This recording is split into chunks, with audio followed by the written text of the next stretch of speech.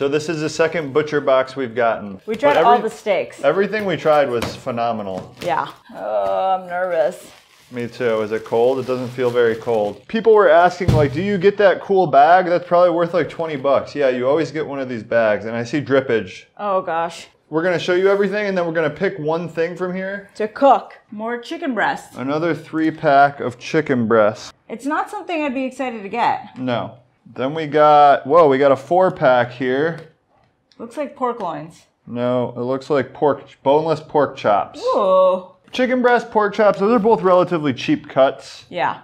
And then this top sirloin, grass-fed top sirloin. They're amazing. We made these. Mega cooked it perfectly medium. Like I would say rare. I would say rare. Yeah, rare. Yeah. I was going to say medium rare, but no, it was pretty much rare. And it was phenomenal. This is one of the winners from the last box. Yeah, it's a steak that I would have never personally bought, but like having gotten it in this and then tried it, like now I would get a top sirloin. And we got Mega's favorite. Oh man, look how nice and fatty that looks. You look even better. Beautiful ribeyes. Grass-fed ribeye steak. And the portions are nice for if you're doing like a standard keto diet. For us, like guy, girl, couple, I have like 6 ounces, she has 4 ounces, and it works out to be pretty good macro-wise for like your standard dinner. One of these butcher boxes, if you're doing it like that, like 1 cut of meat per dinner for 2 people, it lasts you like a long time, like almost a month. We got more grass-fed ribeye steak. We got grass-fed ground beef. Can't ever really have enough. It's always good to have, yeah. What's this? Strip loin. We got this last time too, right? Yeah, and then we got more uncured bacon. So don't leave your butcher box down in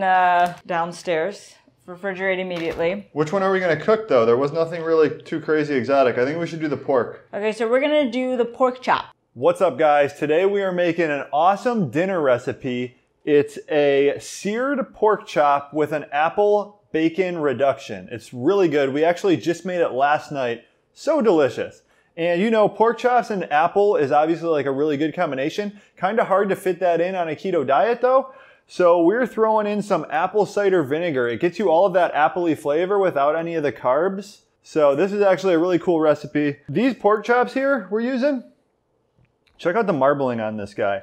So these are pasture-raised pork. This is from ButcherBox. And if you guys are interested in ButcherBox, check out the link below for the next 3 days. Is it 3 days? Until the 24th, if you order the ButcherBox using the link below, you get 2 free ribeye steaks for the rest of the year. If you're interested in trying ButcherBox, now is like as good a time as you're gonna find. It's their 2-year anniversary, so this is like their big like blockbuster sale. So check out the link below. But we're gonna start by just pan searing these. Just a little salt and pepper, pan sear them, and then we're gonna pop them in a 400-degree oven for about 20 minutes. And then we'll make the reduction with the pork chop drippings and a few other good things. So let's start by just searing these pork chops. I like to go high heat, and we're gonna season these with a little salt and pepper. Keeping it very basic because we're gonna get like a pretty intense reduction.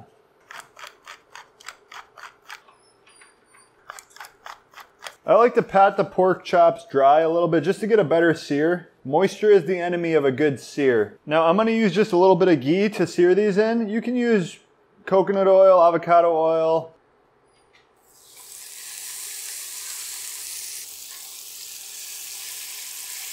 What's the best like meat you've had at a restaurant? Do you remember? Applebee's probably, right? Your family Probably loves Applebee's. No, in San Francisco, I took Mega out one night and just really spared no expense. We got a bone-in filet, and it was fire. It's really hard to find a bone-in filet, so that was really good. It was like 150 bucks, I think. He always says spare no expense, but it was like a $50 steak. It was 150 bucks! For the whole meal? Whatever. Here, I'm gonna flip these. That's a... Now, one thing I like to be sure to do when you have the pork chops like this, they have like this fat on one side. I like to be sure to like get that face down in the pan just to like get a good sear on that. Because you don't want the chewy fat, you want a nice crisp fat, right? Okay, we're gonna throw these in the oven at 400 degrees. It's gonna take about 20 minutes. Okay guys, the pork chops just came out and look at those. How good do those look? I'm gonna take them off.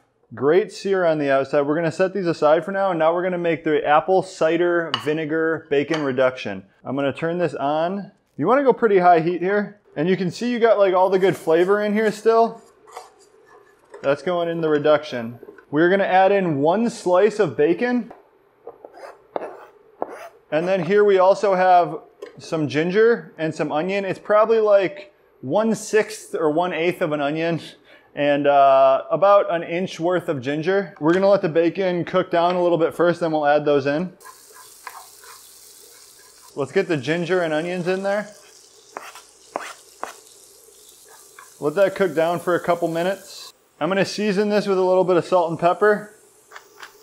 Now we're gonna add a 1/2 cup of apple cider vinegar. When this is reducing down, it's going to like shock your senses a little bit. It's gonna like get in your nose. You're gonna be like, oh, that smells terrible. Is this gonna taste good? It tastes good at the end, don't worry.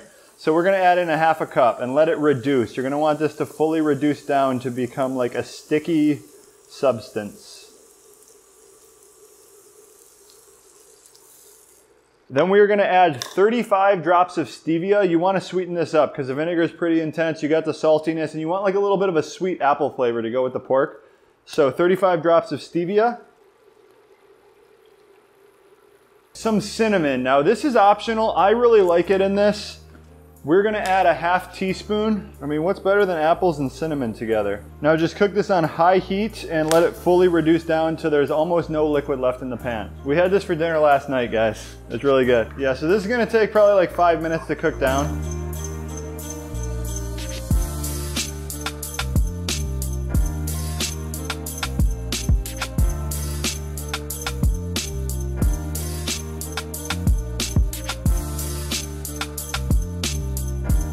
Here is the finished masterpiece. Look at this, guys. And so we were like testing this sauce out a little bit yesterday, and my fear was that you would just get like the overwhelming vinegar flavor when you like reduce the vinegar down like this. But the stevia, the bacon, the cinnamon, it all really like cuts through it really nicely. And then you're just kind of left with the apple flavor, which is what goes really well with pork chops. So this is like a great way to have an apple pork dish without like having the carbs from apples. So let's cut into this. Actually, should I just go for a big bite? Go for it. I'm going for a big boy bite. And the pork is actually cooked pretty well. Oops. My mouth's watering. This is one of my favorite like sauces we've made so far. You really just get like the nice sweetness. And I love like sweet glazes, like teriyaki glaze, stuff like that. This is kind of in that same ballpark. It's pretty sweet. So if you guys are missing out on your sweet meat dishes, give this one a try. It's really good. A lot of people make apple cider reductions, which is like a super sweet glaze to put on top of like pork or chicken. That's kind of the inspiration for this. But yeah, this is like a really good fall dish.